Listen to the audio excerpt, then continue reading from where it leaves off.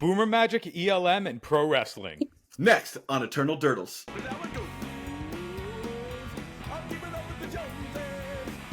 Hello and welcome to Eternal Durdles. I'm your host, Zach Clark, and with me as always, Phil Bleckman. Phil, how's it going, man? Zach, what's up, dude? I'm just going to flea flicker it right over and get the show going. We have Legacy Gambit on to talk about ELM and a whole bunch of other things. Welcome to the pod. Sarah Sahar, guys. welcome. Hiya.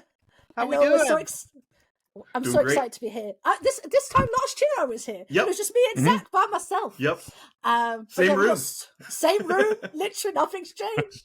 But yeah, I'm excited to be here, guys. We've got lots to talk about. Yeah, so I think first we want to talk about ELM, right? Yeah. So in 2 weeks, oh, that's terrifying. So in 2 weeks' time, 2nd of September, the second edition of the European Legacy Masters will be going ahead. Amazing. It is going to be at Four Seasons Bologna, so Four Seasons Summer, I think they're calling it, in Bologna. It is going to be streamed live, again, amazing, on the Four Seasons Twitch. I can't wait for Paper Legacy. It is going to be streamed live on the Four Seasons Twitch channel. Last year it did really well. I think it was sort of the top Paper Legacy when the stream was on throughout the broadcast, so we were really happy about that. And yeah, it's bigger than last year. So last year we had 75 players. It looks like this year we're going to have 110, which is, that's a lot of players. And yeah, just kind of getting on the hype train. We've just started doing player profiles. So over the next couple of weeks, you should start seeing on our socials some sort of key kind of who's who of coming and playing for the glory. Prize support is also increased this year. We have, in terms of sponsors, we have Card Market, Ultimate Guard, the In Response Legacy guys, Bazaar of Boxes, Buzzer MTG. I think that's everyone. I nearly was like, who else is there? I think those are the main people. Actually, you know what? I'm going to double check that I'm not missing someone because that would be awkward. But I think those are the key sponsors. Yes. Card Market, Card Market, Buzzer. 3-for-1 trading. I knew I'd forgotten one. 3-for-1 trading.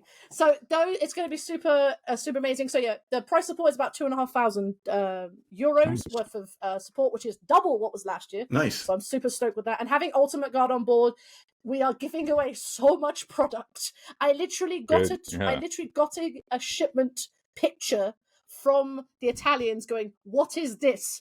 And I had a shipment manifest from DHL that Ultimate Guard sent me, and it was 4 pages long. Oh my gosh. Just all the stuff that we have sent Amazing.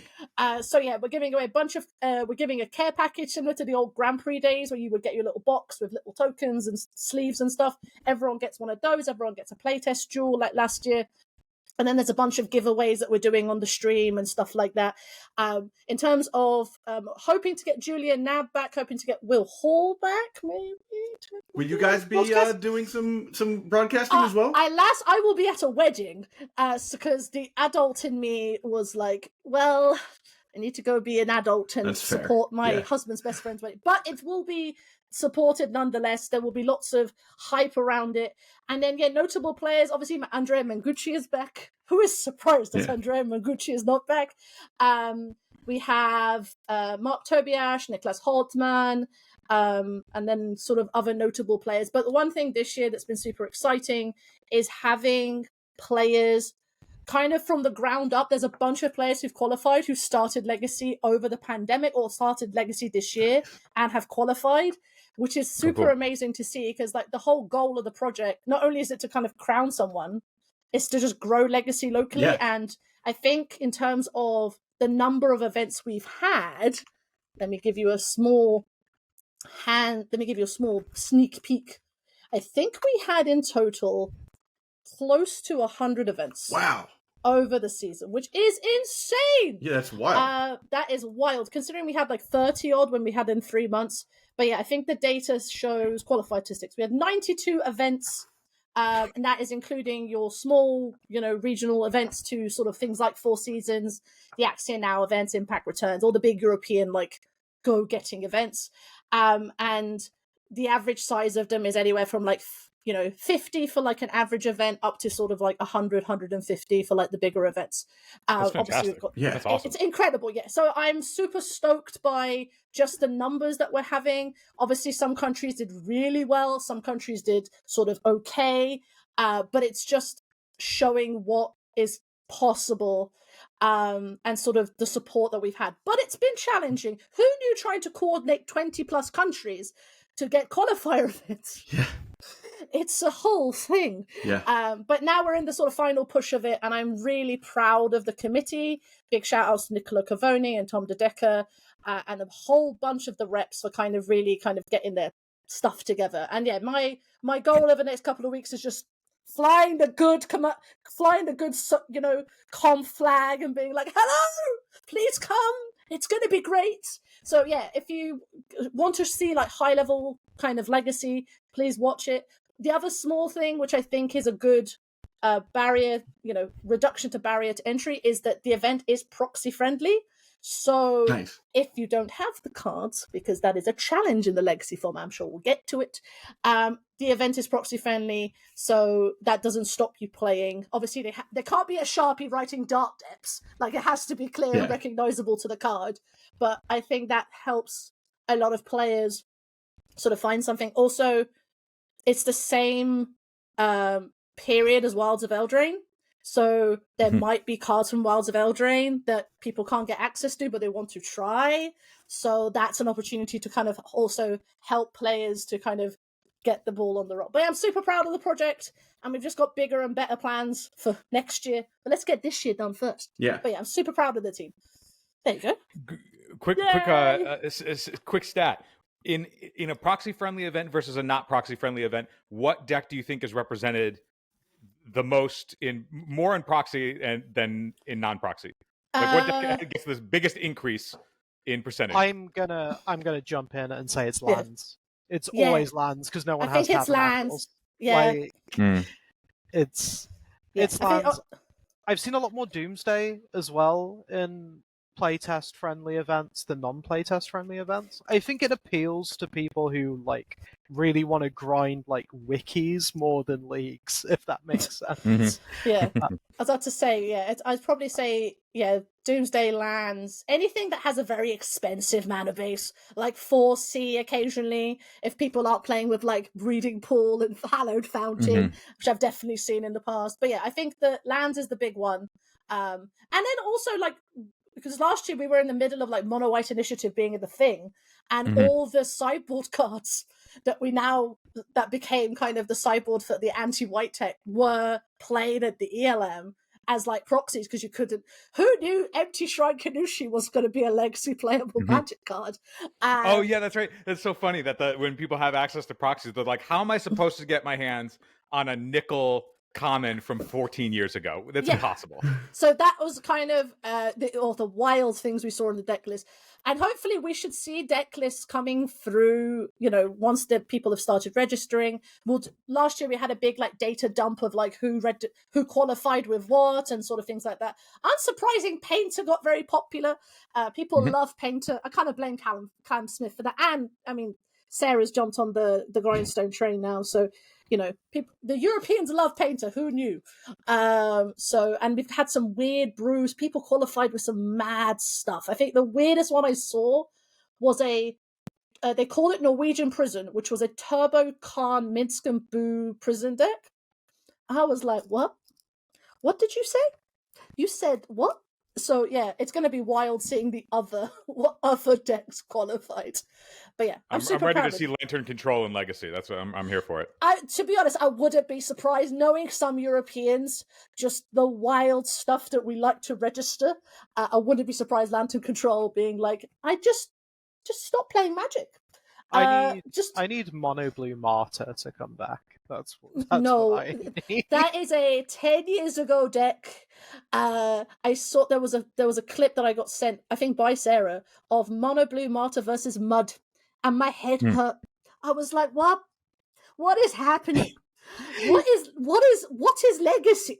Legacy was wild back then. What is happening? So kind of like pull back the curtain a little bit. Like in Legacy Gambit, Sahara's the serious person who can do good networking.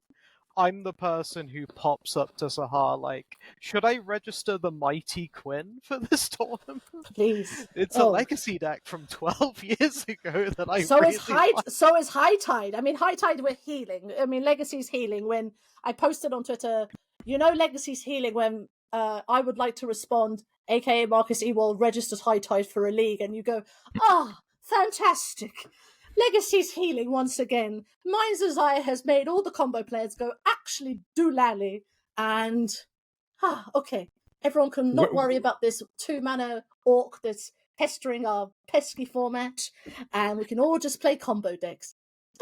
You know the format is moving towards a healthy place once Marcus is tweeting high tide heuristics again. Yeah. Like once we're in that space, you know we are just delightful season. Eternal Durdles is proud to be sponsored by Moxfield. Moxfield is the best Magic the Gathering deck building website on the internet. You can create, share, and find decks from Commander to Legacy and even fan-supported formats like Pre-Modern and Old School. You can see all of our decks on our Moxfield. Follow the links below to stay tuned. Legacy's in this strange place where online it looks like a wild place to be for like 4 people, and then everyone's playing like the best deck in the format. Yeah. It's you look at the lists and like I was just like, what? I keep in leagues matching against the person who's always playing Changeling combo. Like, I've matched into Changeling combo 3 out of my last 4 leagues. And it's the same person each time. I don't understand what's going on. Time to start sideboarding heavy. Look, if I go to if I'm at my local, right? If I play the 1K monthly and I know every time I'm gonna get paired up against, infect person, you best believe I'm gonna have what's the peacekeeper? I'm gonna have multiple peacekeepers in my board. I'm not above targeting one specific person I know I'm getting paired into every time. Yeah. The last you remember when we were at 20 Side Store 7 years ago or whatever, and we would always run in I would always run into Devin Riley every match playing the Rest in Peace Helm style of Miracles. Bless and then the other person I would play against every time was I can't remember his last name, Adam, who played Enchantress, which also included Rest in Peace. And so I just started throwing 2 Helm of Obediences into my sideboard as a Rug Delver player, being like, put half the combo in. I'm done playing this game with you guys. The other thing that happened is like after I talked about registering Painter, and it turns out a lot of people wanted to play Mystic Forge combo at like the monthly we go to, so a bunch of people came with 4 null rods in their sideboard, and we just got smoked. Like I met all of the Mystic Forge players at like the 1 and 3 table. The worst thing about having to play against a no rod deck is generally it is the one artifact in their deck that you have to deal with. Whereas, like, you can't just be like, oh, I'll just side in Meltdown, because, like, your whole deck is artifacts, so it would screw you up, too. I did get to weld out someone's null rod for a Baleful Strix. That felt very, very good. Yeah, that sounds great. That's tasty. I know who I am deep down because that line sounds sweet, but I cringe at the thought of letting my opponent draw a card. Phil was thinking this. I knew it. I knew Phil was thinking this. Yes. I just my gut churned. Drew a card. Don't worry, Phil. I activated Grindstone in response to the card draw. Like they never drew that card. Good. Bravo, darling. Bravo. It's also like against the Mystic Forge deck. I'm like welding their One Ring into a Mox Opal when they already have a Mox Opal on board. Just do this. I never want to see a freaking Mystic Forge deck ever again. Our last video, we did a gameplay review of me playing the last challenge. I completely played like a ham sandwich, but we'll talk about it another day. I played against 2 Mystic Forge decks, and I'm like, I've got Norrod. Everything's great. I have Blood Moon. I literally turn off their entire deck. Nope. Freaking played Urza Saga and killed me, and I was just like, you played One Ring? Oh, now I can't attack. I need this. There needs to be a like consensus amongst the community to like hate these decks out of the form. Same with Mississippi River. Same with the Mind's Desire. All these get out of my form. Over under by the time ELM rolls around. In 2 weeks. Mississippi River remains popular, or the gimmick fades. Mississippi River still proves popular, and I'll tell you for why. Oh, sorry, go. You go first. I was gonna say, like, every Legacy tournament has at least 1 or 2 Mississippi River players. Like, this comes like from before it was legal online as well. And now that Sean Goddard has won a challenge with it while playing only free creative technique, couldn't find the fourth one. Isn't human as far as I he can couldn't tell. get the fourth one. He messaged you only need one. Just you only need all one. the rest of the Cascade cards in your deck. At my local recently, I got turn two'd. I got turn two'd by Mississippi River twice because he just went Shardless or another Cascade spell into a Tybalt's Trickery. And there's a baked-in fail rate if you hit another Tybalt's Trickery, but if you hit literally anything else, the game just ends on the spot. Yeah, that's usually a sideboard plan for when they want to go faster. They put in Throes of Chaos, Tybalt's Trickery. It's so they can beat, like, Epic Storm or whatever. You think that's weird? I saw a version of Mississippi River running the Rhinos package with Shardless Agent and Bloodbraid Elf. And I was like, my friend, don't put 2 combos together. No. Your deck's crap. Your deck's literally unplayable. I played a Blood Moon and a Trinisphere and looked at my opponent. I was like, oh, you're going to play 3 2s and 2 2s? Great. I will gop with these goblins. Just get. I think the format hasn't looked nicer on Trinisphere than at any other time. Like, High Tide coming back, Trinisphere is pretty good. Mississippi River, Trinisphere is incredible. Mystic Forge also really hates Trinisphere. Yeah, they do. I think that is the solution to, if you want to get rid of all this garbage, you just need to have more Moonstompy players. And Storm just gets better too with the Wilds of Eldraine coming out because Beseech the Mirror just gives them a whole new facet of tutor chaining. That card looks like it might be one of the better cards in the set, actually. I think it might be the top one so far. Yeah, I think it's going to be the top one. I'm glad there's a Quirion Dryad, even though I've been trying to, Miracle Grow is not a thing in Legacy. I wish it was. But Beseech the Mirror is interesting because, again, I think it is an interesting shooter target, but it will be same with Creative Technique and a couple of these cards. It'll be interesting if the cards we already have are better than Beseech the Mirror. That's going to be the test, and that, again, we have to let the combo players do their thing and break everything. But genuinely on the Trinisphere thing, I in the Mono Red Prison Discord, of which there is only about 10 of us who actually are active, somebody genuinely was like, is it time to play 16 prison effects? And I was like, what did you say? You said 16? 4 of everything. I was like, what year is it?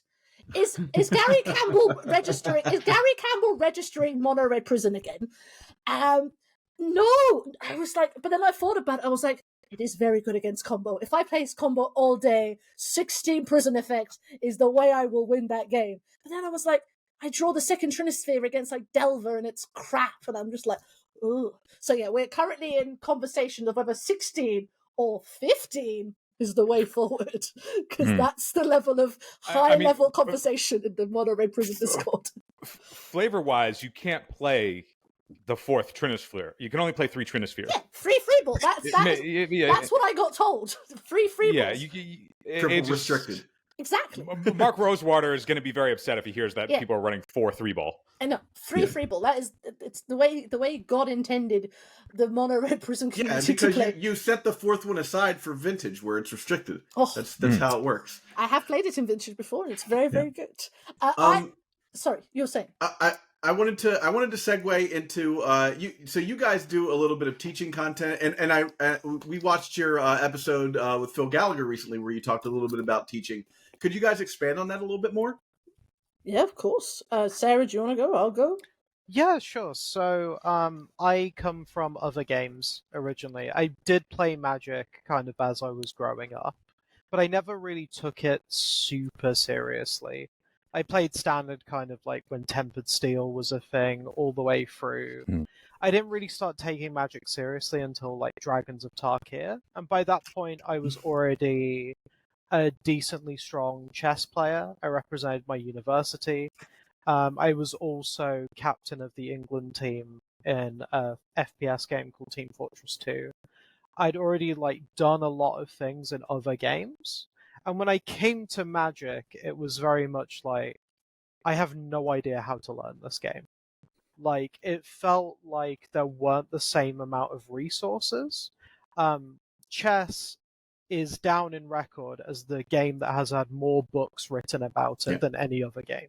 It is so easy to find resources and how to learn whatever you want to learn in chess, to the point where it's actually kind of the opposite problem. You just have too many choices at this point.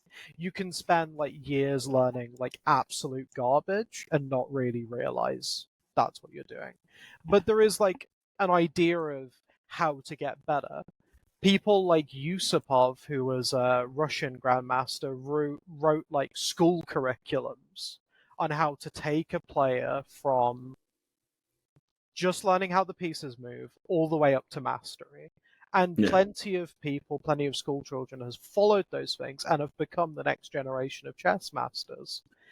Poker, you have like a much I was going to say poker's got to be the next one. Yeah, like I played some poker.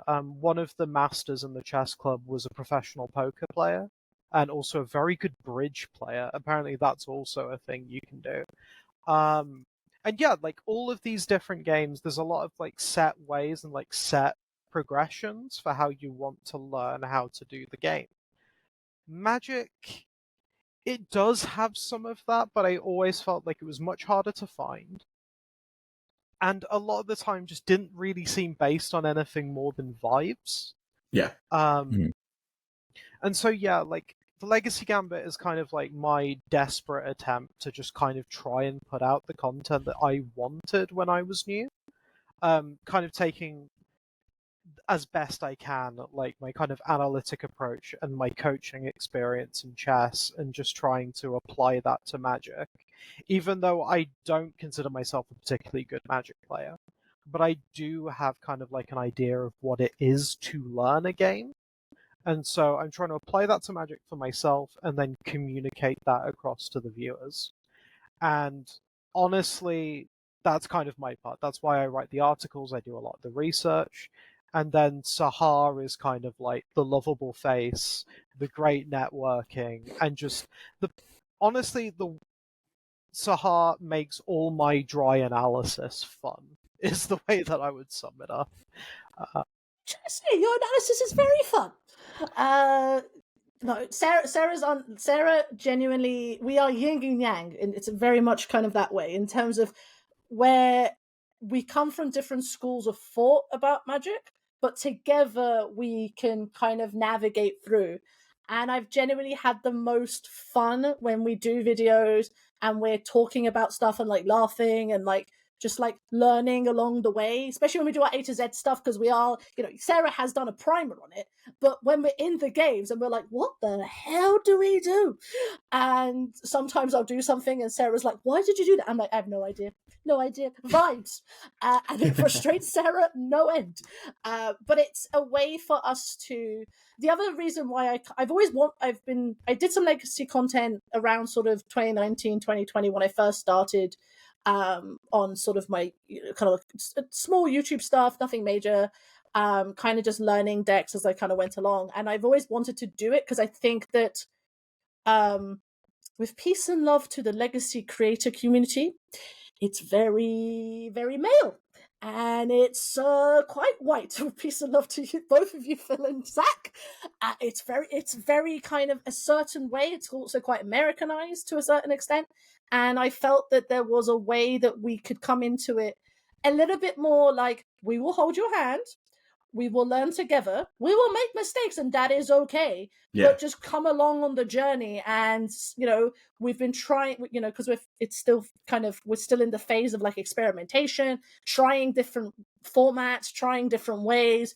I think we've both kind of enjoyed different styles of stuff we're doing. We're both also doing some solo stuff silently, like Sarah's doing Nose to the Grindstone, which is Sarah kind of following her journey for Painter. I'm going to do some Monterey Prison stuff at some point.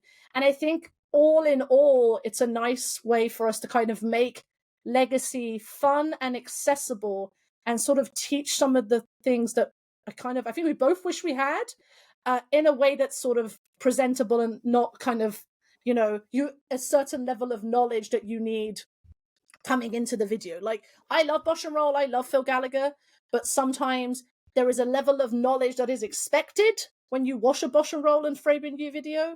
And I think that bringing that expectation down is quite nice. And sometimes we do high level stuff, like, you know, the stuff we did with Phil and like other videos we've done have been kind of high level, but we've also tried to make it accessible. And this is very much the sort of, okay, what's the word, Sarah? I'm going to say it wrong. Pedagogical. Pedagogical. I always prefer logical in somewhere. Pedagogy is to teach. To teach, yes. Pedagogical is, yeah. Though, again, I'm saying it in like this weird English accent where it might be wrong anyway, but we just say it like that. Just teaching. We're just teaching. And I think it's kind of, it's done, but it's done with love, and it's done with kind of, you know, a way of making Legacy like accessible. It's fun and accessible. That's kind of what I put on when I did all the social networks for it. I was like, it's fun and accessible and also entertaining, which I think sometimes you can watch some videos and you go like, hi, welcome to another Legacy video. Today I'm like, oh God. Yeah, well, that's exactly what I was going to say, is like, coming from, you guys have a good, to put things into sort of a D&D perspective. Yeah. I think our podcast is our dump status intelligence, and we really try and push everything into the charisma primary attribute. But you guys have a really good mix of both the charisma and the intelligence, I think. Charisma, intelligence. You're charismatic too, darling. There's more charisma coming out of me. I am the bard. If I was going to be any D&D, look at me, I'm a bard. I'm just a bard. Just trying to live my best life over here. But yeah, it's super. But it's also, working with Sarah has been such a, for me, a kind of splooge a little bit. But like, working with Sarah has been a bit of a blessing for me because it balances out things that I'm not good at, but Sarah is very good at. Sarah's attention to detail is insane. And where I have format knowledge and more experience, you need someone external-ish, or like another set of eyes to kind of like help you with like what you're doing and having conversations. And that's been super useful. And like for us, that's kind of the way that we kind of want to approach the channel. And I've had players who are new to the format gone, I really like your videos because they're really easy to approach. And I was like, thank you, it's working, which is kind of our goal. But it's not to say that it's always going to be a channel that is just like new player friendly. Like, I think anyone can watch our videos and they might go, for God, we've not had the comments on our YouTube of like, hi, you played this wrong, and if you'd done this and this and this and this would have happened. I'm like, my response to most of those kind of comments on YouTube and Reddit is just, thanks for watching. Yeah, thanks. Yeah, I'm glad you got to that. Thanks for commenting and watching. Yeah, thank you for getting. And sometimes we've had like constructive feedback of like, hey, did you think about X? And we're like, no, thank you for watching, though, for telling us. And I think that's super fun. And again, we're trying a bunch of different things. Like, we're at that stage where we can, because it's still fairly fresh, we can kind of just throw ideas at the wall. I think for us, the A to Z of Legacy is kind of the long-term plan. Yeah. Because my God, there's so many decks. It's funny when, we're, what are we, 5 years in, Phil? Maybe 6 years into this thing. And that was the initial plan of this podcast, was like, it was just me, and I was going to interview a different player every week about a Legacy deck. And week 2, I met Nate, to do this. I knew Nate before that, but like, me and Nate were just like, you know what, this is working out fine. We'll just make it a more broad thing. But like, had we done that, we would have ran out of Legacy decks, in the middle of year 1, like, so it's a great long-term plan, but it does become a thing where you're like, oh, I got to Z, Yeah. I mean, fortunately, we've just got to be, like, we're on, like, the good thing about Legacy is that the naming conventions are so wild that, like, there are certain letters, we're going to be there for months. And also, because I think for us, we've realized, and Sarah, correct me if I'm wrong, we've realized that the A to Z videos are, like, quite a lot of work. Because for all of them, Sarah predominantly, but also I'm assisting where I can, is making a primer for, like, each of these videos to make them accessible. Because, to quote the Alluring community when we first started this, trying to get Alluring content, what did they say, Sarah? was it like it's jazz? It was Yeah, vibes. sideboarding with Alarin is like jazz, was the advice that we got. Like, Oh, it's well, I love that though. That's awesome. Yeah. Yeah. I like when they. I like that. It means like jazz means like I interpret like jazz as in Chaos. who knows? Who Yeah, knows? Yeah. but basically, Okay, I'm all right. As someone who grew up playing jazz has rules, and I am not just because we break them all the time. There's still doesn't mean rules. they But it's don't- knowing, but I think that's what they're saying is there are rules, but knowing when to break them is important. But Yeah. it does come off to the layman as this is chaos. yeah, it's Hey, absolutely. here's. I'm going to share one of my favorite quotes of all time from the great philosopher Ludacris. Rules were meant to be broken, but you can't make broken rules. Yeah, true. So true that. that's- True that. Never wise words were spoken. So yeah, I think it's those videos are quite, like I said, those are quite a lot of work. So for us, we've kind of realized that we, because in our head we're like, oh, we can get these done like once a week and stuff like that. And like they're a lot of work, like trying to do research about a deck archetype and because it's not just, Sarah, correct me if I'm wrong. It's not just me and Sarah going into the Wild West and just writing about stuff. The thing that differentiates us from like other people who make deck guides is that we consult the community, and that takes time because, boy, howdy, does everyone agree and disagree. So Yeah, you got to vet everything. Yeah. exactly. Well, we're fortunate. I'm fortunate from like me connecting with players is that I've found good people in each of the archetypes, and thank God for deck specialists, honestly, because we can go to them and be like, "Hello, when we come to your deck, can we just reference it? We don't have to make this like a 10-page document. It's just please go here. Here's all the stuff you need. Easy peasy lemon squeezy." But that's like a long-term project. Sorry, Sarah. I mean, as like a general thing, like as much as I'm like used to researching and digging in, if I didn't have access to like Sahar's networking, I would not be able to write the articles I've been writing. Or if I did, they would take way longer and probably the quality would be worse.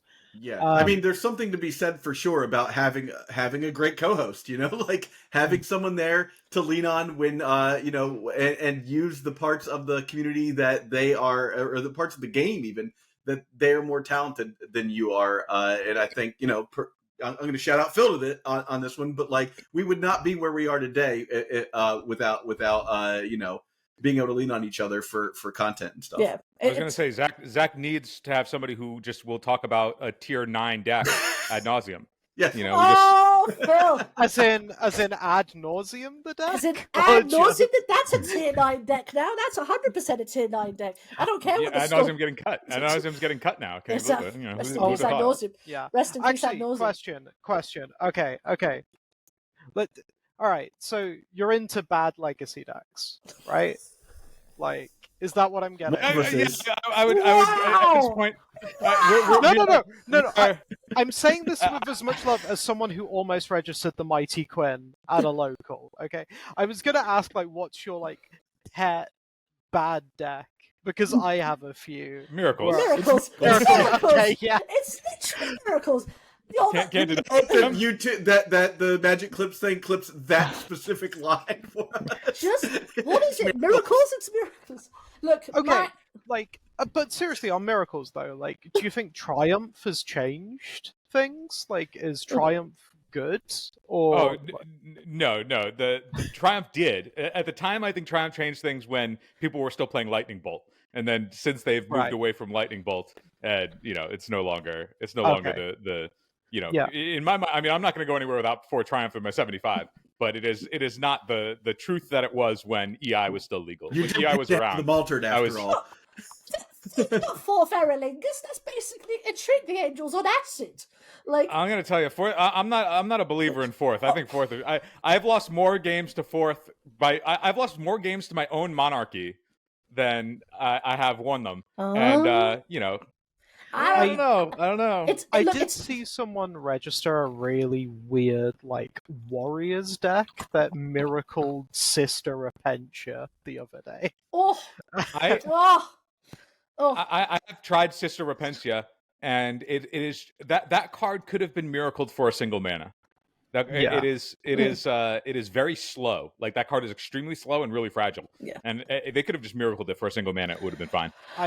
I wish I had my sisters now. I've got some painted sisters. I was gonna say, you guys are from the UK, right? Like you obviously have Games Workshop, running through your veins, right? Yeah, I have some Sisters of Battle. I have some Space Marines. Sarah's the nerdiest of the nerds. I, of course, was the edgelord Dark Eldar player growing up.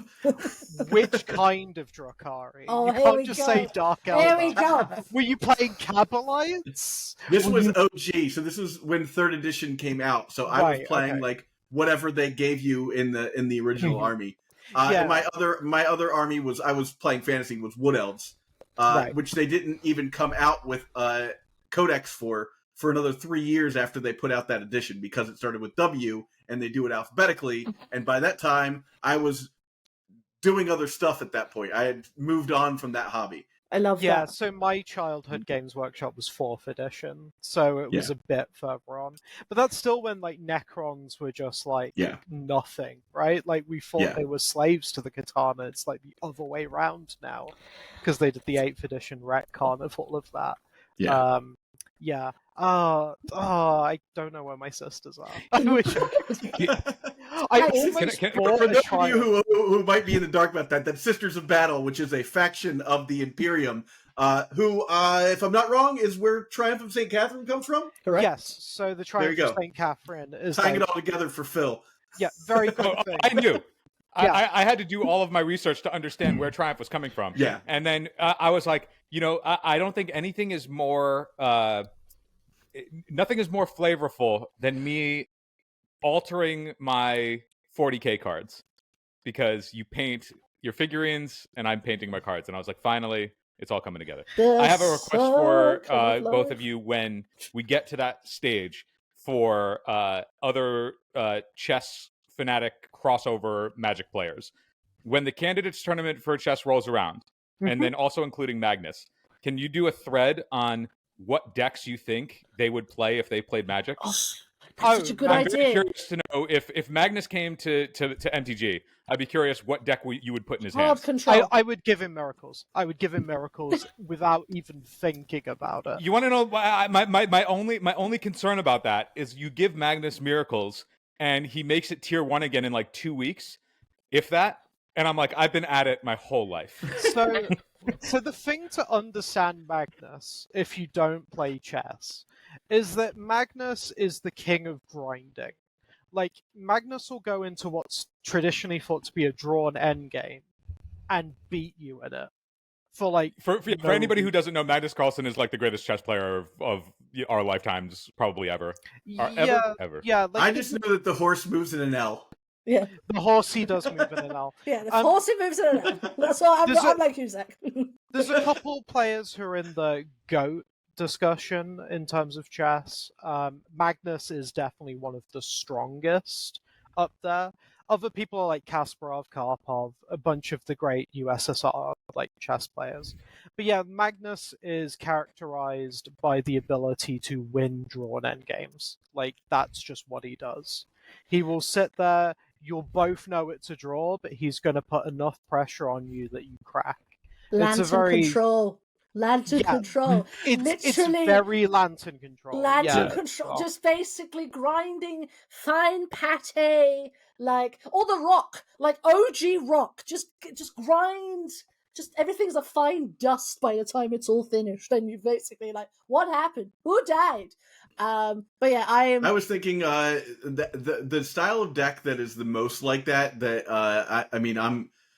We were talking Magic Boomers. This is the boomeristy of boomer things. Is there was a deck during Apocalypse that its only win condition, minus the 4 undermines that it played, was Nether Spirit.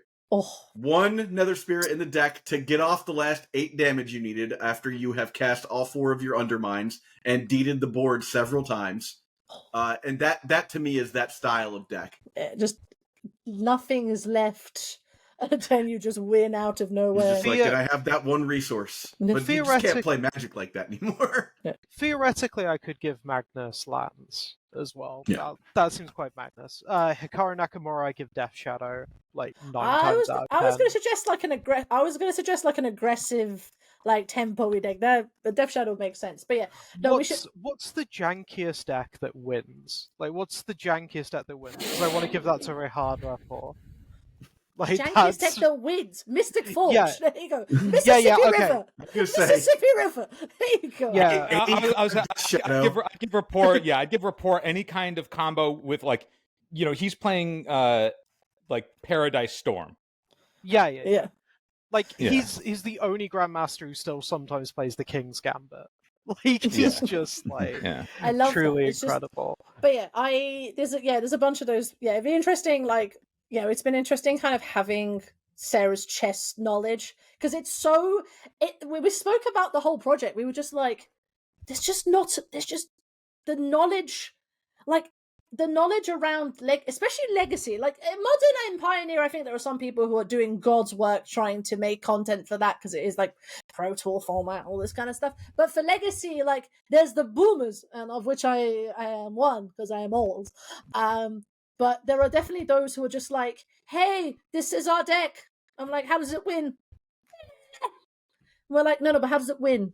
What do you do? How do you play it?" And they're like. And then it's like up to the content creators to be like, no, this is actually how you do X. This is how you do. And then actually when you sit someone down and go hand them a deck. I wish I had my Delver deck close to hand. I don't have it here. But it's like, hey, this is a tempo deck. This is what it does. These are the key cards that you need to look out for. And also being honest with the community. One thing I've sort of said on the videos, I've said in like discourse, when you learn a deck for the first time, I think Albert Lindblom said this to me, expect to lose for the first 6 months. Heck, expect to lose for the first year. Just crazy. Lose. Me not letting go of miracles, I haven't won a match in 11, 12 years. Were you 15 and 1 in the last like 5 tournaments or something? I've been testing out some stuff. I'm like 1 in 19 or whatever. Yeah. I don't know. We all have it. But the topic of chess and how like the studying how you learn chess and crossing it over to Magic. One thing that I've thought about with how to explain tempo to somebody, as like there's a million different definitions of tempo, and the more and more that I watch and consume chess, the more I think about how you could probably relate tempo to how you would relate to positional compensation in chess. Right. And true. Using that as a means to like articulate beyond just like, you buy time or you buy mana or whatever. It's like, I think positional compensation and understanding that in chess can translate very well to like then how you would navigate a game playing a tempo deck. Yeah, not to bog way too down in chess for a while. I just gonna like point that a little bit. I think it has to be specifically dynamic compensation. Yeah, because I think static. Did you just actually? Well, okay. So positional compensation can mean a lot of things, right? And like static compensation is kind of the opposite of tempo. Is the bit that I'm trying to get. Like if I sack a rook for a piece, I sack the exchange for an attack. That's dynamic compensation. If I sacrifice a pawn, so your pawn structure is terrible and my pawn structure is good, that's static compensation that comes out over a longer game, right?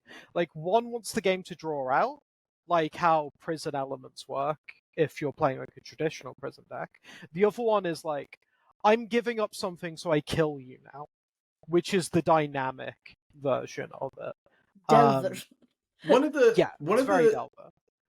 interesting, because wastelanding puts you behind and them behind is like the ultimate like dynamic thing. It's me saying, no, you can't do this.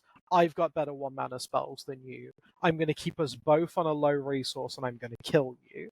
Yeah. Whereas the static compensation is like Owling Mine, right? Yeah. Like it's we're going to draw like our entire decks and I'm going to win. Like it's that kind of difference, right? One of the interesting things, actually, that I just thought about when you're talking about this is that I spent about 12 years away from the game between basically Apocalypse to Avacyn Restored. During that time, I did play a lot of poker, and I learned how to play Hold'em to a point where like I paid for like a semester of college off of some poker winnings I had. And then coming back to the game after that hiatus and starting to play Magic again, I was able to take a lot of that knowledge that doesn't necessarily exactly translate over to Magic, but has crossover, and sort of use it in a way that made me definitely, because of the time spent not playing Magic, a better Magic player. I don't think I would have been able to come back to the game after like immediately just like go and read Phil Hellmuth's like play poker like the pros and then start trying to apply that to Magic the Gathering. But I think that there's got to be something like that for chess. Like if you have like for me, it would be Play Poker Like the Pros by Phil Hellmuth. But is there a book like that you would prescribe to somebody looking to up their Magic game as a chess player? So there's like a couple recommendations, and it kind of depends exactly how you want to like improve your Magic, I guess. It also kind of depends what level of chess player you are, I think. For me, How to Reassess Your Chess, 4th edition, was one of the best kind of works on how to like break down something complicated into simplified things that you can then compare. Which is a lot of how I kind of determine sideboard plans and working out like matchup role in Magic. Is I kind of look at 2 deck lists and I kind of like break down the differences. How to Reassess Your Chess is kind of like one of those big books. Like it's kind of it's like the super system. Yeah, it just breaks down like any position in chess down to constituent, what they call imbalances. Because the way the logic goes, if 2 things are the same, you just ignore it, right? Because they're the same on both sides. It doesn't affect anything. So you just look at what's different between your position and your opponent's position. And then you can work out, well, they've got the advantage here, I've got the advantage there. So I need to try and make the game about this and not about this, right? Like it's that kind of simple thing. That's like the basics of like draft shortcutting when you're when you're playing Magic, where you're like, last turn we were even, this turn this changed, and like you only really have to deal when you're playing at such a low resources game, what's changed and what exists in that environment. So I think that translates well into Magic, that concept. I honestly feel though like the thing that helped me the most from chess isn't like knowledge, but it's just like the way that chess upgraded my pattern recognition in general. When you're like a serious tournament chess player, you sit around solving tons of what are called tactics puzzles. They're just like, you have a position, it says white to move and win, and you just have to like tell the puzzle what you think the best move is. And you end up building like a database in your head of like a bunch of common tactics. And then really, really hard tactics puzzles, like the master level ones, just tend to be like combinations of a bunch of those themes, like all stacked on top of each other. And you kind of develop this sense of being able to shortcut through pattern recognition. It's learning just like, how to learn, yeah, it's that kind of learning how to learn thing. And I found like the season when I did my best competitive Magic in Standard, it was because I sat down and I approached Standard that way. I was like, okay, my deck does this, that's great, but what do I actually have to care about? I have to play around this on turn 3 from this deck. I have to play against this on turn 4 from this deck. Like, I kind of just worked out what all the best plays from my opponent's decks were. And then if I was in the position to play around them, I did. And then suddenly I was top 8ing a bunch of, like, PTQs. Like, it can sometimes be that simple, but you have to kind of make that leap, right? Like, when you're brand new to something, you don't know what you don't know. And sometimes you just need someone to kind of like sit you down and go, right, this is actually what matters here. I know you're thinking about like mana efficiency, you're thinking of this, you're thinking of this. You read some SEG article one time and you're misapplying this concept. You're still thinking about Patrick Chapin's book that you read like 2 years ago. But actually, I'm right here. Yeah. As I say, I got Chapin, Flores, Zim Alshevitz, I got all of that. The Flores book that came out in, I want to say, 2013. I can't remember the name of the book, but it was an audiobook first. And that one was great because Flores would have you smile at the beginning of each chapter for 10 minutes in silence. And I was like, are you running an ad? Like, what's happening here? Look, Michael Flores wrote the best thing about Burn that's ever been written. Like, the 3 stages of how to play a Burn deck. I freaking love Michael. I will like literally like go whatever happens for that. Because one of the great things about that book is that at the end of the 10 minutes, he goes, "Are you still here? Did you ever leave?" And like what was great about that was that it became sort of an in-joke with me and Phil knows Lee Zhu, where we both read that book together, and so Lee ends up having to play him on a camera match, and of course Lee won the match, and so as Lee's packing up, I go, "Hey Lee, are you still here?" And he goes, "I never left." Yeah. And he gets up, and I could see Flores like nod, like he was like, "I just got by a guy who read my book," but like that's amazing. That we had created this in joke between ourselves that like Mike Flores was a part of, and then he got like kind of punked on it, which was kind of hilarious. I love that. That's gonna be such a bittersweet feeling, right? Yeah. Like it's like if you went up against like a coaching client that you had, and they just trash you, and you're just like, "Oh, I'm such a good teacher." To be honest, when the student defeats the master, I'm so waiting to beat my coach, like to beat my own magic coach. I'm so ready to like face him and be like, "Okay, let's dance," and just like he probably is going to crush me, but I'm waiting to just. Every time there's like any tournament on, I'm like, "Are you going to be there?" And he's like, "Maybe," and then he's not there, and I'm very sad. And then I'm like, "Eternal Weekend's coming." I'm like, "Are you gonna be there?" And he's like, "Maybe," and I was like, "Oh." I was like, "Yes, well, that is the dream." That is the beauty of Magic that you don't get from chess is the variance that allows someone like me to beat someone like Mike Flores occasionally, you know? I beat Javier Dominguez. I mean, I beat Javier Dominguez at an event. So like it does happen, which I find interesting with Magic because you get to do that occasionally, and that's kind of cool. But I think that certainly there's some, our last video we did, like I said, we did this big review gameplay, and we worked through a lot of the sort of nuts and bolts. Effectively, it was like a coaching session between me and Sarah. And we were just kind of working through a lot of the plays. And I think what a lot of players, when it comes to like learning Magic and getting better at Magic, is just being like, I say vulnerable is the wrong. I mean, I'm going to call it vulnerable for want of a better word, but just being like humble and being like, "Hey, here's what I did. Is it good? No. Okay. How can I make it better?" And I think a lot of I think there's approaching with a learning mindset. Growth mindset is generally what we call growth mindset, learning mindset. But I think there's that sort of Levine trench of players who go, "Well, I think I'm amazing, and I think it's the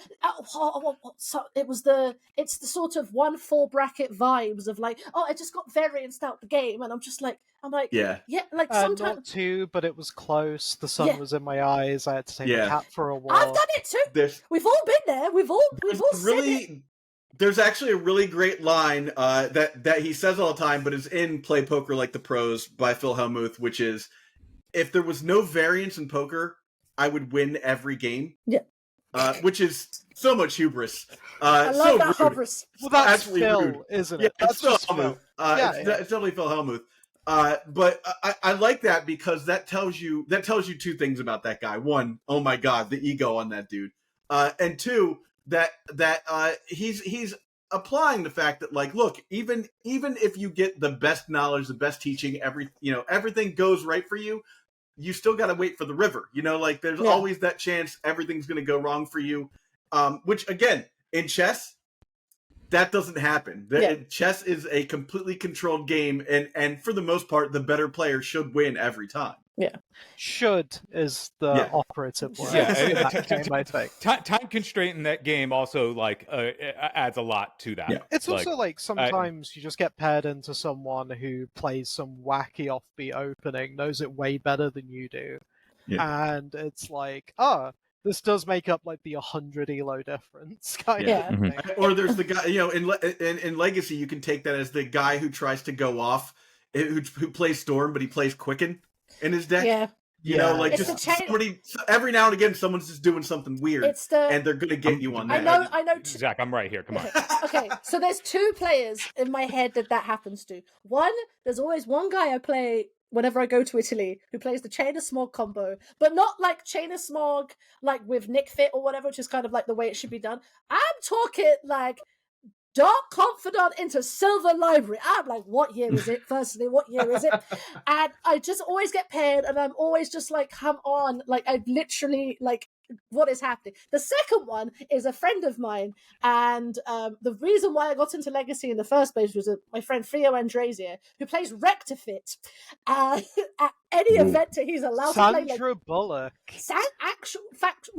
Not even Sandy B. Just like, I mean, Sandy B adjacent, but it's basically one of my funniest stories recently is he actually at one of the 4 seasons got paired into Mississippi River, but Theo had an overwhelming splendor, so every time the creative technique player would go off, they just couldn't cast anything because everything's a 1/1. So Emrakul's a 1/1. It's just like I was just there, like, what is happening?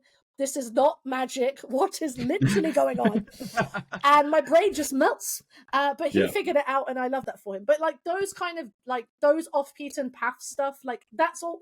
Like one thing I like about Legacy, and this is kind of I think we joked about the whole boomer thing, but there is a lot of players, and I would say maybe in the States also, but I think in Europe, where there's some players who just play Legacy like occasionally, and they have like their 4-color loan deck that was like good in like 2015, then they maybe have updated like 1 card, or they're playing like Enchantress, or like, you know, something that is, you know, synonymous of a time in Legacy where it's, I mean, I'm saying Phil's just There's a guy who plays Miracles. There's a guy who plays Miracles. Who's that guy?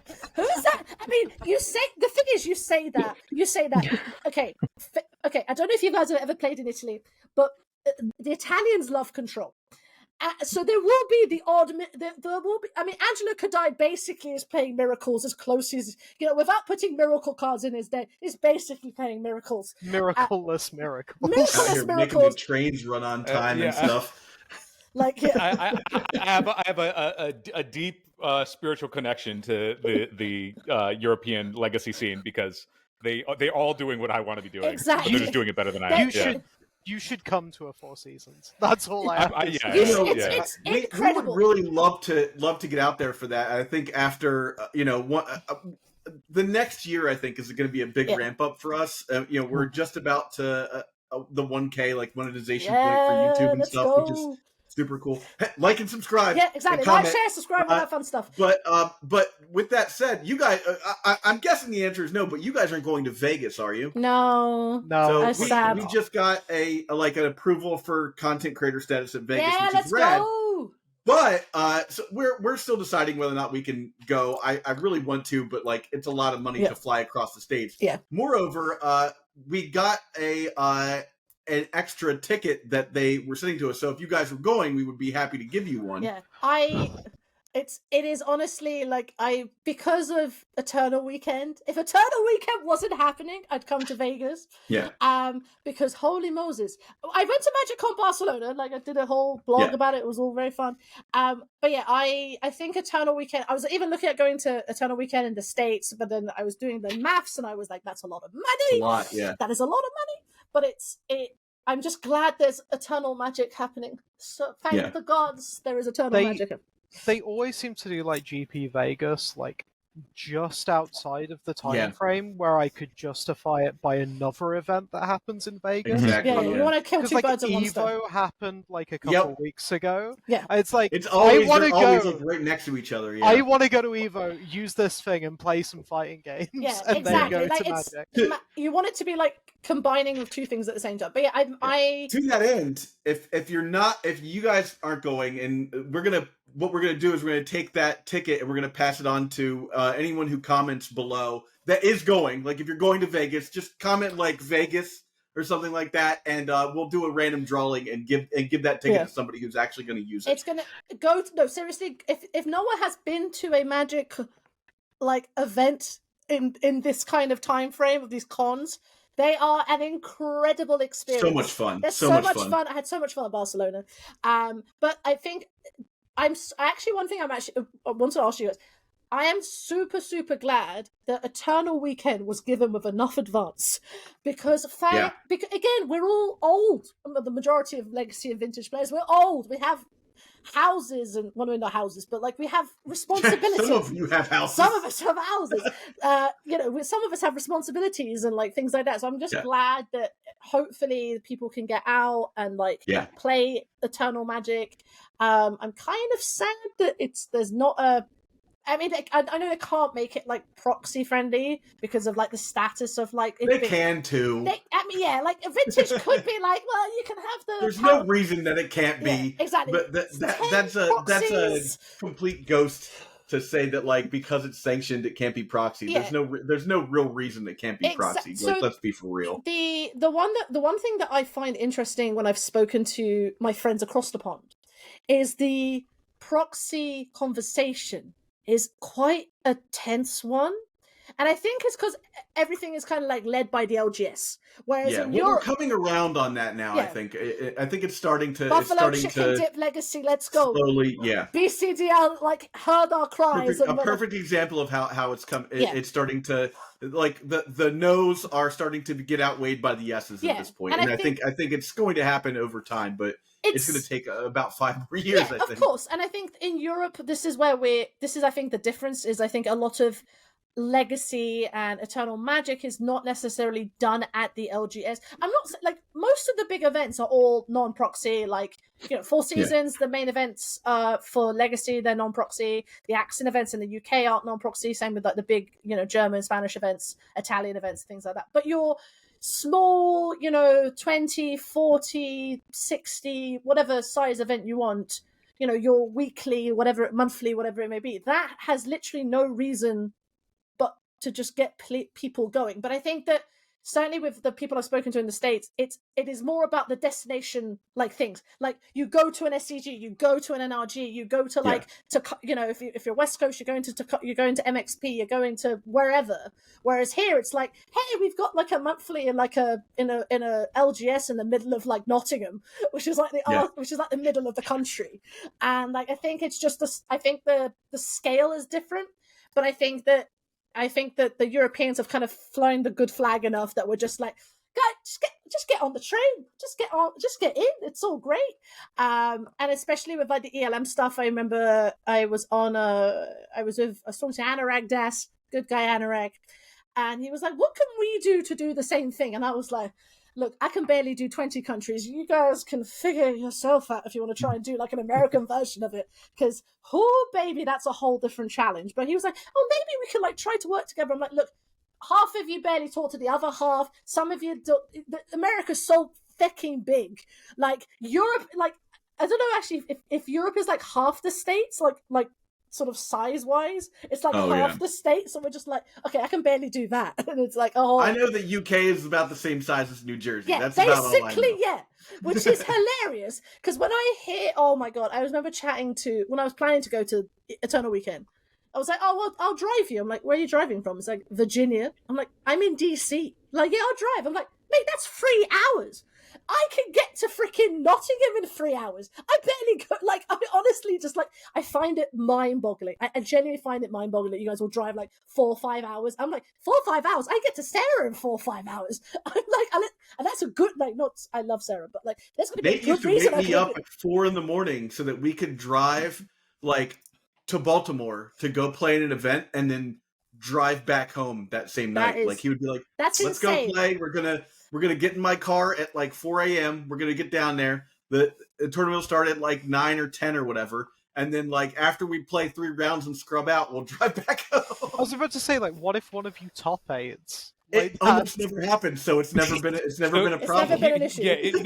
Here's also the way that usually that breaks down is the worst possible outcome is if somebody top eights in your car. Yeah. Because then you as the there are 2 types of friend groups. The friend groups that's like, we got to stick out. We're sticking around. We're cheering on our team member essentially in the top 8. We're rooting them until the end.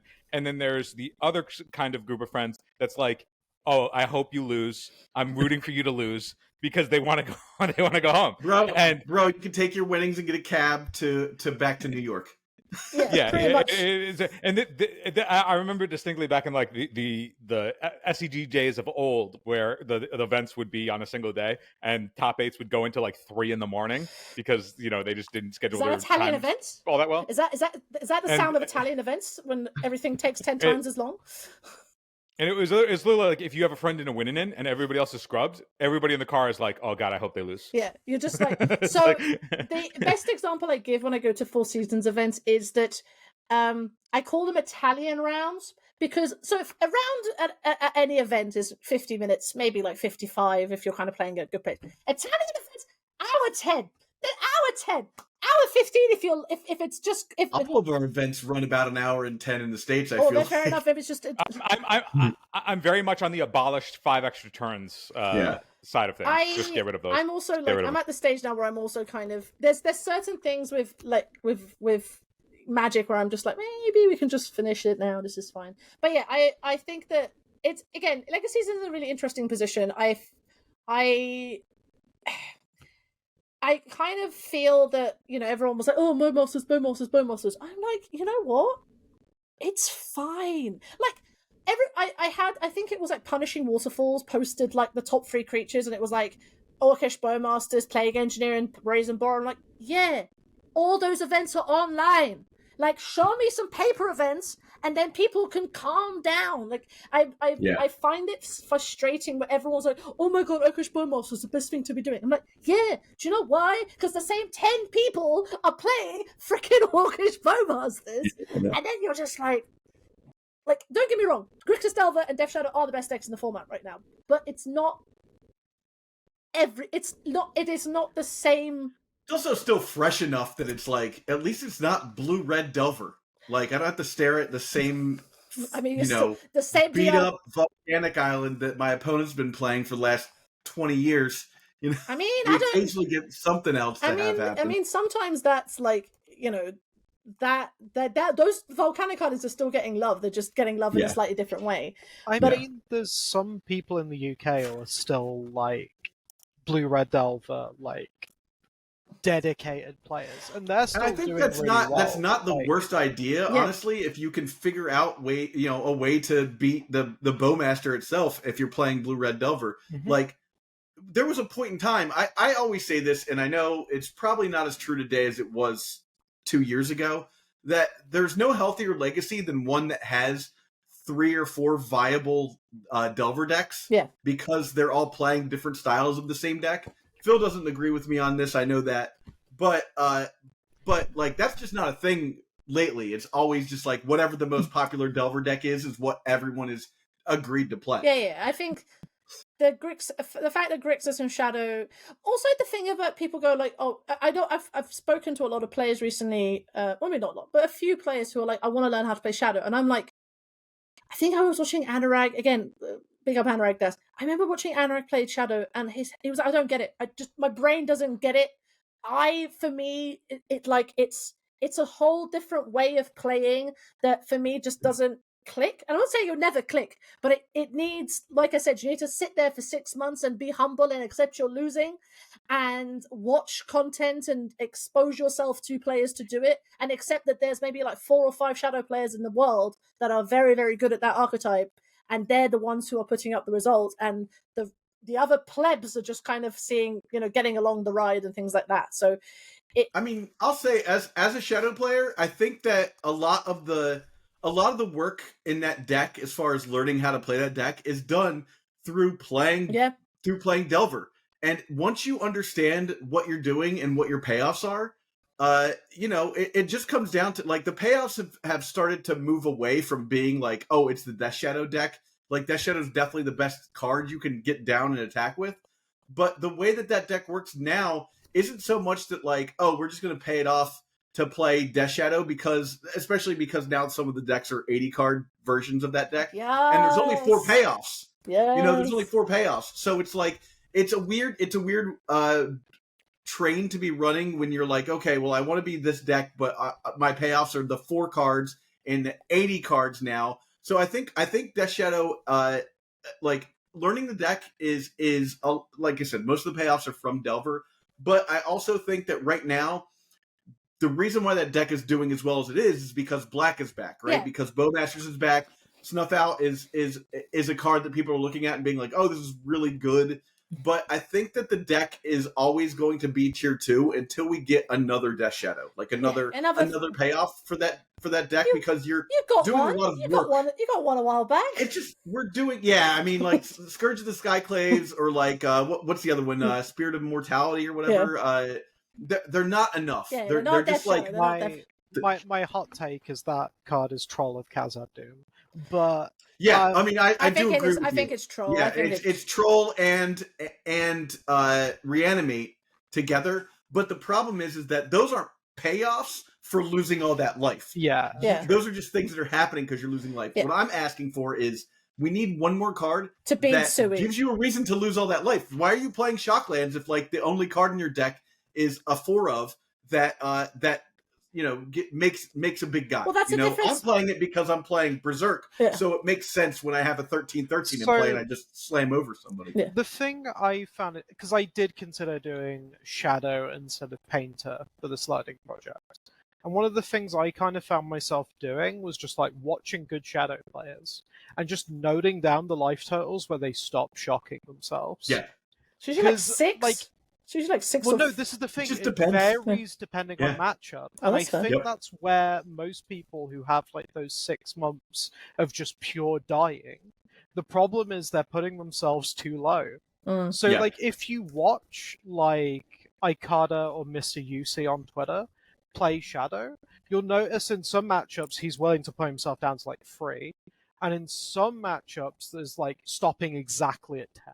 Yeah. Like there are so many times when you're playing where you know that if you have out 1 or 2 shadows and your opponent attacks you, they know that they lose. Yeah. Then you put them in a no-win situation. They can't do the thing to you that wins them the game unless they do it all in one shot, right? Yeah. So it's interesting in looking at that, where that's not a thing that you pull over from Delver. The crackback that grows when you get hit. Yeah, it's sort of a thing that only happens in Death Shadow. Yeah, I've done that as the Delver player multiple times, where I'm just like, oh no, I'm dead.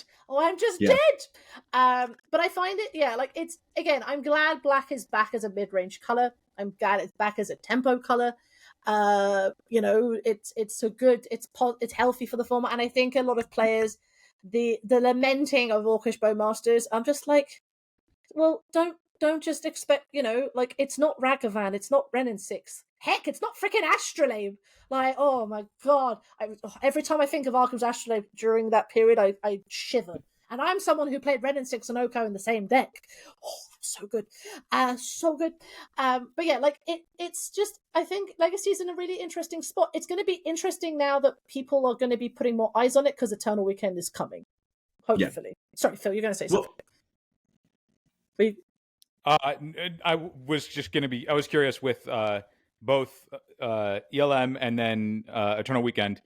I was going to ask you what you expect to be the winning deck for both tournaments, because one thing that I'm constantly curious about is how the different sections of the world maximize different archetypes. So like what the expectations of like what does well in America versus Europe versus like Japan. I'm always fascinated by how like regions dictate what does well and what doesn't, and then how like some of the best combo players are in Europe, and so does that affect how other people's deck choices and things like that? So I mean, that was a little bit of a tangent, but like, I was curious. So fortunately, we have Legacy Data Collection, Nicola Guidi, who is basically the Joseph Dyer, and shout out to Joseph Dyer. Shout out Joseph Dyer, shout out Nicola Guidi, shout out Legacy Data Collection. They do God's work. And so for the 4 seasons, I usually use that as like a litmus test for what is going to be played. And if I recall, the top decks were like Control, and I think Black Saga Storm did well, Cloud Post did well, I think. Honestly, unless something is super broken in Eldraine, I expect it to be like See, it's tough because when you go to Italy, it's strange because when you go to Italy, like their Tundra game is everywhere. because I love a Tundra game. So for me, as a Moon Stompy player, I'm like, let's go. But I also know that because it's proxy friendly, you're going to have there are a lot of Painter players who are going to be there. There's going to be a lot of Lands players who are going to be there, and there's going to be a lot of Blue players who are going to be there. So it's probably one of those three that probably take it. Unless something weird and wonderful happens. To tighten that up a little bit, the reason I don't think it's going to be Painter, even though I really hope it is that I think right now we're seeing like a trend up in Mystic Forge being played in Paper, and we're seeing 8cast kind of come back a little bit in European Paper events as well. And because of that, people are null rodding a lot more. And it's one of those things that even as that causes things to die down, Paper always kind of like lulls behind. Mm-hmm. So I think by the time we get that in Paper, we're still going to be seeing quite a lot of null rods. I think Lands is a really good shout just because of how many extremely skilled Lands players we have in Europe. Yeah, it'll be interesting. My actual bet is a Doomsday Gamer is going to win 4 seasons. The ELM event. You think that's like my prediction? Yeah, I'm also like Doomsday. Yeah, it's going to be Doomsday, or it's going to be something to do with that scam shell that is being tested by Mengucci and I mean Max Torsion has tried it, Jarvis has tried it, Easy Money Marksman, who I now cannot remember the name off the top of my head, but they are all testing the scam deck that's basically take Shadow out, put Grief Reanimate Troll in, and I think that deck will probably also do well. But I also suspect that the Storm decks will come and things like that. The thing is, the player base, like looking at what people have qualified with, like a lot of people qualify with Painter, which is why I said Painter would be there. And then for Eternal Weekend, I genuinely think it's probably going to be a control deck or a blue deck of some description, unless something is completely busted between now and Eternal Weekend that basically breaks everything in half. You know, I think a lot of people are going to play Shadow, but then if everyone's going to play Shadow, then certain decks are good against Shadow or do well. It's the kind of the circle of life, effectively. But yeah. I think a blue deck will do well. I've got kind of like a slightly out of left field prediction if it's not Doomsday as well. This is kind of like a level 2 or level 3 kind of observation, but because Bowmasters got printed, everyone's kind of taken Fairy Macabre kind of out of their sideboards because they feel like they don't need it for Cephalid Breakfast anymore. And Cephalid Breakfast has shifted to playing Orum's Chant plan to prevent like Bowmasters. So I think Cephalid Breakfast, if you really want to like level 2, level 3 this, might be one of the best decks to reg as long as you're specifically on that Orum's Chant build. There's many good Cephalid Breakfast players in Europe as well. We have a good chunk of them as well. So I think it's... The thing is, in Europe, we have such good quality in all the archetypes, honestly. Like, you know, I can literally go through all the top decks in the format, and we've got one or two, if not like multiple players who are just good at that deck. And, you know, I think, you know, the last ELM was won by Initiative, and the second place for Reanimator. Like, I wouldn't be surprised Reanimator doing well. Like, honestly, like Reanimator just looks at all this stuff is like, well, apart from Bowmasters, but like with Fairy Macabre being played less, it's totally possible. Exactly. They just go, oh, cool. I'm not going to get Grizzlebrand. I'm going to get Atraxa. Here you go. Here's an Atraxa. Here's an Archon. Nice Bowmasters. So you know, get wrecked. So yeah, I foresee. I'm seeing it's going to be interesting. But it also means that now people. Also, the other thing we have in the UK, we've got Command Fest Europe, and that also is going to have 2 very big legacy events in the lead up to Eternal Weekend. So there's going to be if people are kind of doing the grind for Legacy, you have 4 seasons in September. You could then go feasibly play in Birmingham in October, then go to Eternal Weekend in November, and then you effectively have like 2 full months of like playing at high level Magic to then get good at the list you want to have. So, you know, certainly for me, once I have submitted my PhD paper and it's into the sunset, I have 2. Thank God. I'm going to basically do a bunch of like preparation and start the grind for that. And, you know, we'll probably showcase it on the channel and stuff like that. But yeah, Awesome. it's going to be super fun. I'm excited just to play Magic. Actually, kind Awesome. of like a weird pivot on kind of the same question, I guess. Is like if we imagine all of us kind of like stopped the content creation grind and like were super taking these events seriously. What are you talking about? I'm taking them seriously. Would yeah, but I mean like super seriously, okay, right? yeah, Like, that's let's fine. say we were like super tournament mindset. If I just really gave wanted- up the 15 hours a week that I spend on editing Exactly. 3 videos, Yeah. of course. Like if we were going to sit here and go, right, we want to top 8 this event. Question is, what deck would you register, and would you pivot from the deck that you like the most? Right? Like some of us, we play one archetype. Like I've traditionally been a depths player. I'm now playing Painter for the channel. Like if I was to go to these events and really, really try and win, I would probably pivot decks, and I would probably pivot to I think probably 80 card Shadow, actually. Yes. I like 80 card Shadow myself. Yeah, I think if I were to answer that though, I would be on 8cast and I would just refine the holy heck out of my sideboard. That's fair. Okay, like so, would you come with plans for the null rods, or would you just have? Yeah, I think. Well, one of the things is so we're currently playing 2 Otawara, 2 Island. I think I would go up to a 3rd Otawara in the deck just to deal with every time I've Otawara to null rod, I've just immediately won right after. Yeah, that makes sense. Because they spend so much time sitting behind that, and they just have this like false sense of security, and it's just like boop, and then you just run them over the next turn. Yeah. So I think a slight change of the main board and then really refining what I want for my sideboard would be what I do, and I think that the deck is still incredibly strong, even though it's slightly, I think, underrepresented in the format right now. But I think 8cast is exactly where I would want to be based on the number of reps I have with the deck and whatnot. After that, 80 card Shadow is like where my heart lives. So maybe there, but yeah, I think 8cast for me. That would be my answer. Would probably just reprise the Stompy Queen hat and just take my true villain arc form and just do the 15, 16 prison piece. Although saying that, I'm staring at a Delver deck right now, just looking at me, lamenting, going, why you don't play me?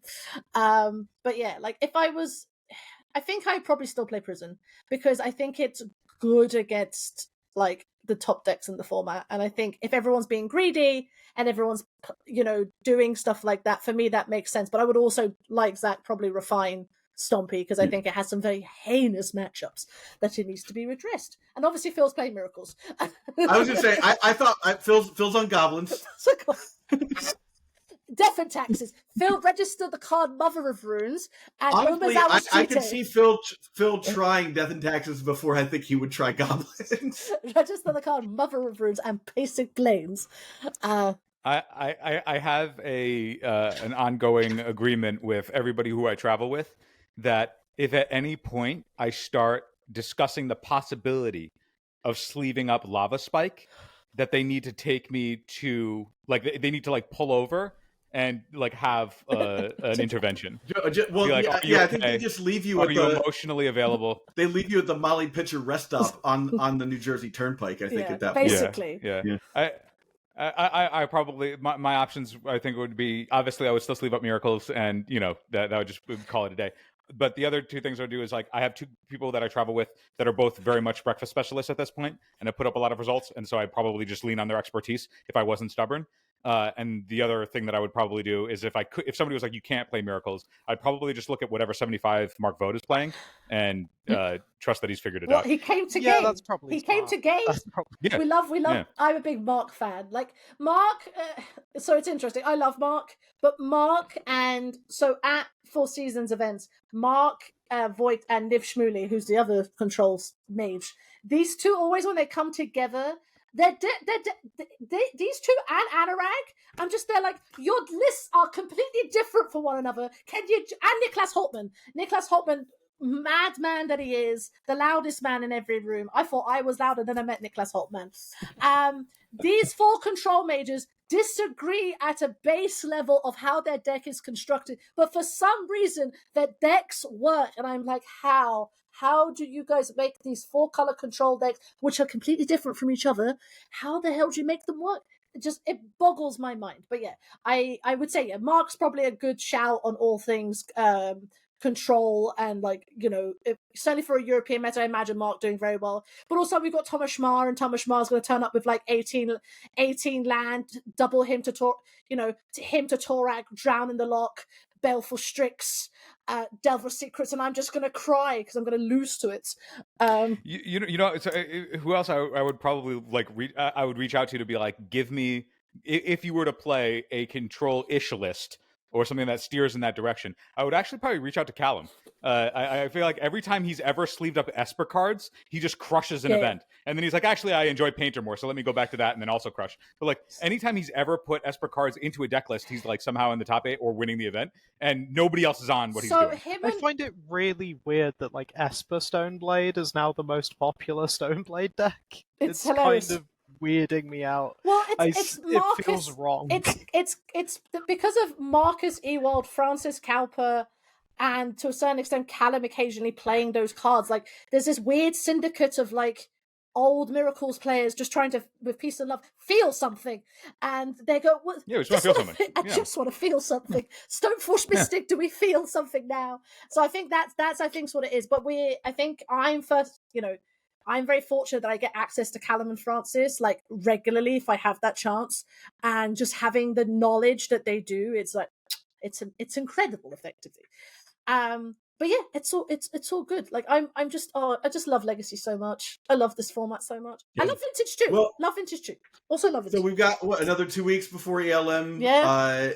That's great. And then right around the corner is Eternal Masters. I guess Eternal Weekend. Whoa. Eternal Masters. Oh my god. That was 6 years ago. Oh my god. Are they reprinting Force of Will again? Reprint Force of Will again. Keep reprinting Force of Will. Keep reprinting Force of Will. I say all that to say this. It all kind of remains to be seen. And we'll have to tune in the coming weeks to see what the format looks like. It's going to be great. But with that, yes, where do we watch? Twitch.tv/4tournaments. I'm going to double check that while I'm saying we'll have all these links in the description and whatnot as well. Yeah. Twitch.tv/4tournaments. I'm going to double. Actually, I'm checking now. Now you've made me worried. I'm going to double check. I think it's 4 seasons tournaments. If it's just a full title. Yeah. Actually, hold on. The number. The number. What do you mean the number? The number 4. Number 4. The number 4. The number 4. Yes, the number 4. The number 4. It's yes. The character. The character 4. For the number term. Arabic symbols. Yes. Top 4. The letter. The number 4 seasons tournaments. Twitch.tv 4 seasons tournaments. Text coverage also available via Twitter. And yeah, it will start 10:30 Central European time. So it's a bit early for the Americans, but it should be. It's great. We can wake up and catch up on everything. Yeah, you can just catch up and just be like, we're middle of the day. It's nothing we love more than morning coffee and Legacy Paper. Yeah, let's go. It's going to be great. All right. Well, I think that does it for us this week. Again, Sarah, Sahar, thank you so much for coming on. This was a blast. I had a blast hanging out with y'all. Yeah. And I want more primers on correlating chess to Magic strategy. I love that. I eat that up. Yeah, that was actually an incredibly interesting conversation. Yeah, it was super fun, guys. Thank you so much. When I find ways to inch it in, I'll try my best. Don't worry, we'll find a way. If there's a will, there's a way. But yeah, we've had so much fun. Thank you guys for having us. Of course. Come and hang out. There's so much Legacy content now. It's so exciting. Yes. Yeah, we would love to jump on with you guys sometime and do a run. That would be great. Actually, just on that. So, Phil, do you play chess much? Are you? So I'm a huge fan. I've never. And yes, I play, but I've never fully sat down and been I am going to get competitive. Okay. But I consume just as much chess content as I do. I'm gonna float an idea here for the future, probably sometime next year. But I have talked about doing kind of crossover videos from the Legacy Gambit into other hobbies. I already have an idea of doing how Street Fighter for Magic players, kind of a thing. Mm-hmm. So, if you're interested, maybe at some point next year we do a chess for Magic players kind of thing. Would love it. And love it. If you're willing to be if you're willing to be a guinea pig for me explaining chess in Magic terms, Yeah, I've had Terminus in my deck for the last 12 years. All right. I'm ready to be the guinea pig at all times. So when you guys get up there with that Star Wars the collectible card game crossover for chess, you guys have to let me know. We'll just go through all the IPs. We'll just start going through all the IPs and live the best. Yeah, no, we should do a wrestling one as well. Wrestling and Magic is the Venn diagram is so like. Yeah. It's really steep. It's really steep. A lot. It's very much. What if wrestlers were Magic decks? What if wrestlers were Magic cards? There's a whole smorgasbord of stuff that could be done. But yeah, I'm bummed that we didn't talk more about that for this episode. But we're coming up on 2 hours. So just having a look at it. Probably cut it off. I do want to see save that for the next one. I do want to see an Ultimate Warrior card that does have the Cowards Can't Block Warriors on there, because that makes so much sense. 100%, all of that. I want all of that. But yeah, no, thank you for having us. I've had such a great time. This has been so much fun. I expected this to be as lightly silly, but also very informative as I expected it to be, because just of the way that we all dynamicize the dynamics. That's the word I was looking for. But yeah, awesome. That's it for us this week. Like, comment, subscribe, all that stuff. If you are going to Vegas, comment Vegas below, and I will add you to that drawing. We have to do the drawing relatively soon, so that you can get the ticket and register it. So make sure that's all taken care of. Have a good one, everybody. We'll see you next time. Bye, guys. Check out this video playlist we have on our Legacy 101. We've got a couple of talks. We've got Brainstorm, Force of Will, Days, Ancient Tomb, and Urza Saga. We've got a whole bunch more coming. Thanks for watching.